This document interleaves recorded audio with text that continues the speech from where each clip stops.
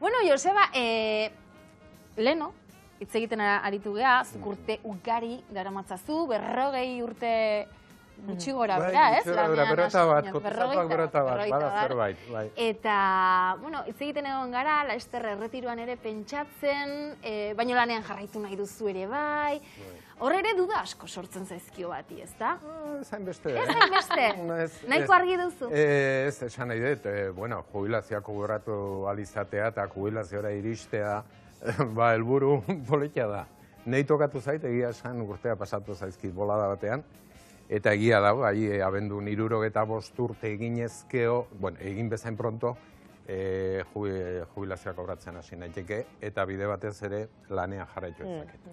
Eta aldez aurretik ere lanak konpromisoak hartuta dauzkat, beraz, pixka batean jarraituko dugu, baina, bakizu, beste patxara batekin.